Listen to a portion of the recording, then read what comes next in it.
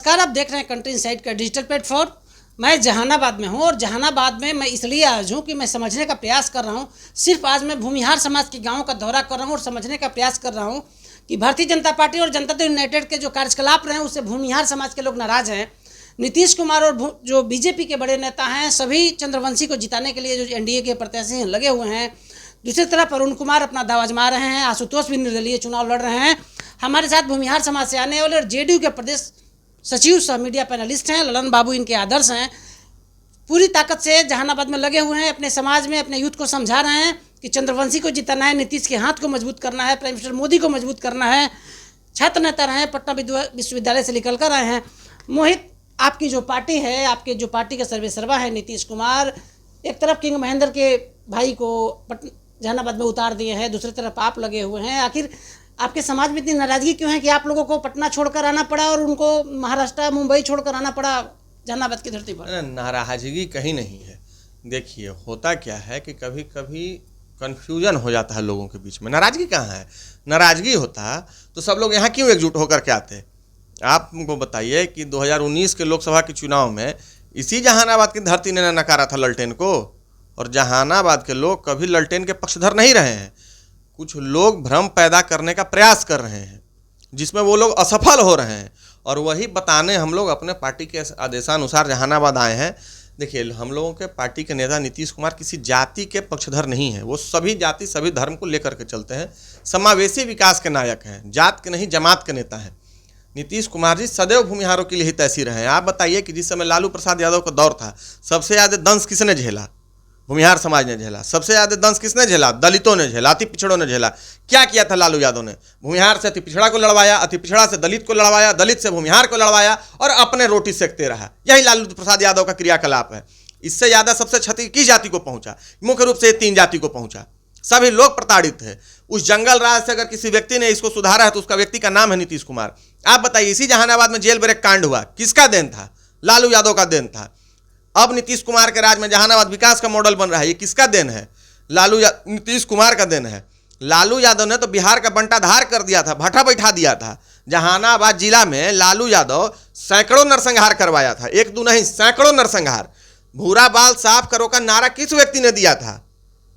देखिए मोहित, कल हमारी आप जब मैं खबर लिख रहा था तो जहानाबाद का मैं फीडबैक ले रहा था आपसे, हमारी दूरभाष पे बात हुई थी। आपने कहा था कि नीतीश का अंडर करेंट चल रहा है, नीतीश को चाहने वाले लोग नीतीश के साथ खड़े हैं, मजबूती से खड़े हैं।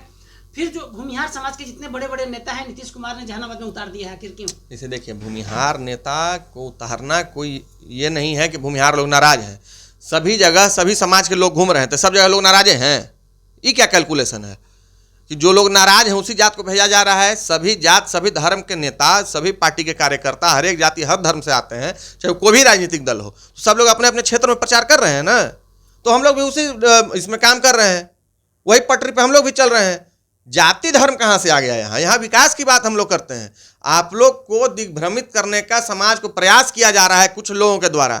जो लोग यहाँ लड़ रहे हैं, अपने आप को भूमिहार का नेता बता रहे हैं, अपने लड़े 2019 में कितना वोट आया था, बेटा लड़ा एमएलसी में कितना वोट आया था। यार कभी ऊपर उठिए इस सब बाप बेटा के राजनीति से, परिवारवादी राजनीति से ऊपर उठिए, जनता के हक में सोचिए। ऐसा सुने हैं कभी बपौती राजनीति?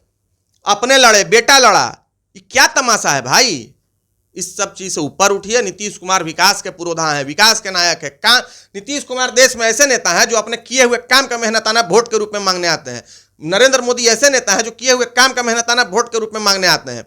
जो आए हैं हाथी पर बैठ के, इन्हीं के पार्टी ने गाली दिया था, तिलक तराजू और तलवार इनको मारे जूते 4। किसका नारा था उत्तर प्रदेश में? जनता सब बात जान चुकी है। जनता इन लोगों को एक वोट देने नहीं जा रही है।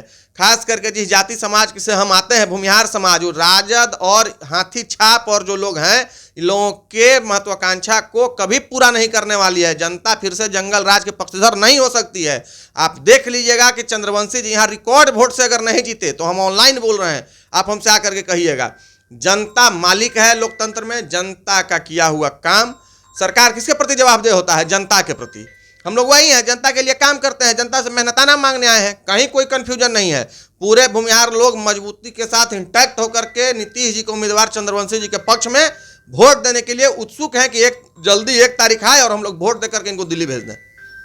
तो सुन रहे थे मोहित प्रकाश को। मोहित प्रकाश का अपना दावा है, लेकिन जो यहाँ की ग्राउंड रिपोर्ट है उसमें साफ साफ पता चल रहा है कि चंद्रवंशी से भूमिहार समाज नाराज है। और जेडीयू के जो सर्वेसर्वा है नीतीश कुमार, सभी बिहार के बड़े भूंझार जो नेता हैं, उद्योगपति, एक तरफ भोला बाबू को उतार दिया है, दूसरे तरफ यूथ उद्योगपति, सब जेडीयू के प्रदेश सचिव मोहित प्रकाश को भी गांव-गांव उतार दिया है चंद्रवंशी को रिकॉर्ड वोट से जिताने के लिए। साथ ही मोहित प्रकाश ने अरुण कुमार और उनके परिवार पर करारा हमला भी बोल दिया है। हमारे सहयोगी सचिन के साथ कौशलेंद्र, जहानाबाद से।